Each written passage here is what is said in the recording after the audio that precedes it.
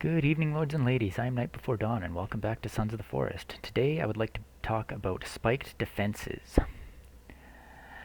Um, this design, I was somewhat inspired by the design by, I believe, Mr. Green.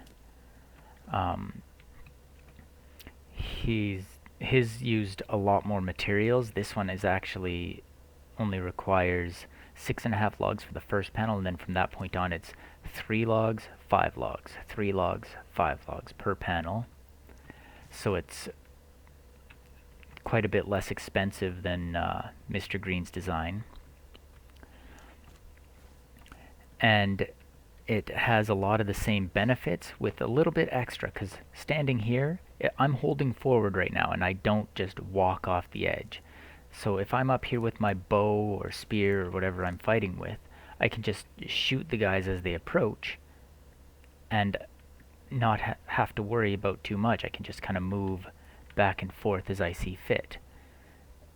It gives you a little bit more freedom while keeping you more protected. Because his method used peaks like this. Let's just grab a log here quickly. His method used peaks like that. Maybe not quite this steep. They might have been a little less steep, but this is there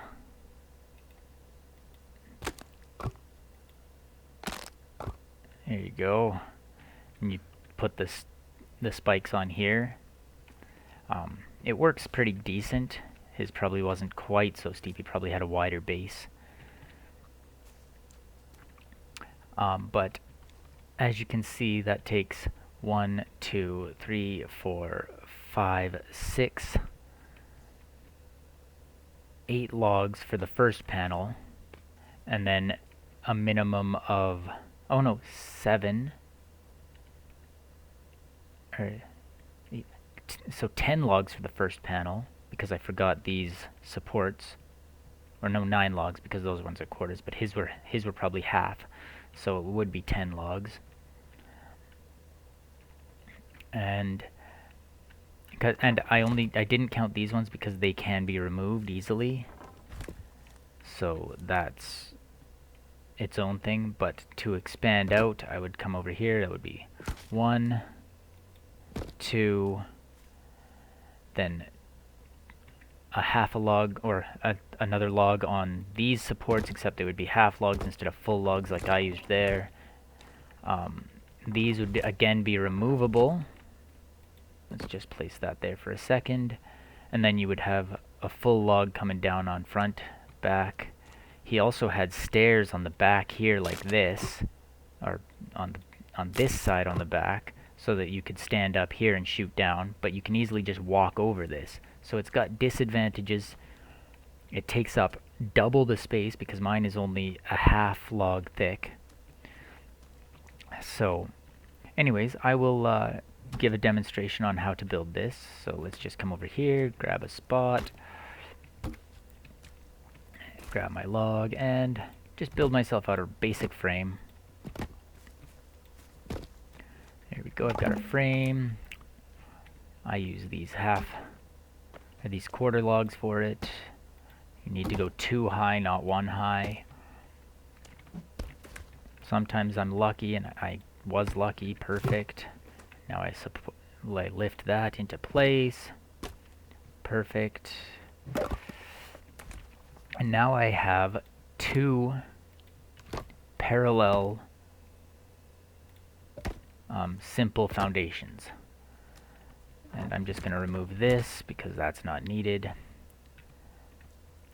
And this is the lower side, like the front, so I need to temporarily place logs here. And I'm going to also temporarily place that just to get that so that it's sitting flat. Then I need to take a half log. You can use any size log you want, but on the side towards your base, so the inside of the wall, you'll place the half logs. And then, because this log is here, like I'll show you, if that log is not there, it will not snap. So what I do is I force it to snap there. So it's That's why I like the term forced snapping. And then I can do that. I can remove this or whatever I need to do. It doesn't matter. And place my planks in. And I only like to go 3 high. Oh, dang it. You can go 4, but there's no real advantage to going 4. There is one slight advantage, but I don't think it's worth it. And that is the basic structure complete. The benefits, another benefit that this has, I think Mr. Green's may have as well if you get the right slope on everything.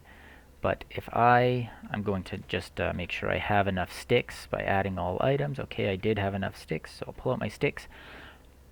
I like to start up at about that height. That's quite high, but it doesn't matter. And the height doesn't really matter that you use, but I'm going to just go across, try and stay along this seam here.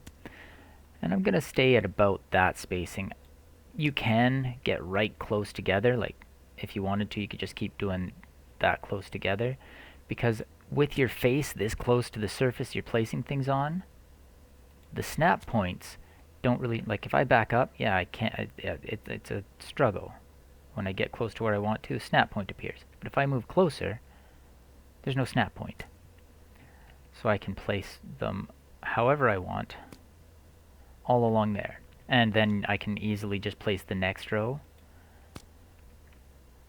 But when you're getting down lower, it tends to be harder. I can get close here and do it, but I'm going to kind of choose somewhere roughly in the middle, and say I wanted to put some right down on this bottom edge.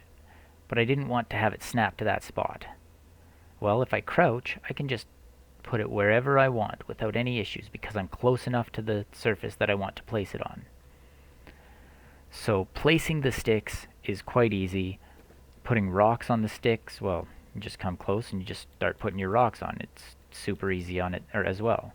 Be careful not to do that because you might end up just breaking your sticks from doing that. So don't just keep clicking over and over and over again to try and get everything to work. But that doesn't really matter. It's easy to, you can reach the ones right at the bottom when you're doing this. I'll actually place one at the bottom just to demonstrate that. I may hurt myself a little bit here and break a couple, but let's give myself more sticks just to make sure. Pull out sticks, sneak, place one right there, right at the bottom edge. Okay, pull out my axe. And I will step up onto the planks, but I can reach that and it's good. So you can do everything you need to do. The ones on the ends, you do kind of have to jump up here if you want them to be at all parallel to things, but it's exactly the same. The benefit to having 3 planks is standing up here while using ranged weapons of some kind.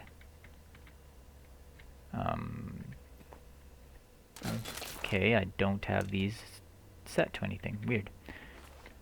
It's supposed to be. Anyway, standing up here with a ranged weapon, you can easily throw between them. You actually want to be aiming at the stick, because if you're aiming between them, oftentimes you'll get that. But if you aim at one of them, especially with the spacing I've got, chances are you'll go between. So it does make aiming a little bit more difficult with the spears, but you can still do it. And yeah, that is the basic structure behind this. It is less expensive than Mr. Green's method and just as versatile, and it's consistently easy to place all the sticks or all the spikes on it. So if you found this helpful, I would greatly appreciate a like, comment, and subscribe. Thank you very much.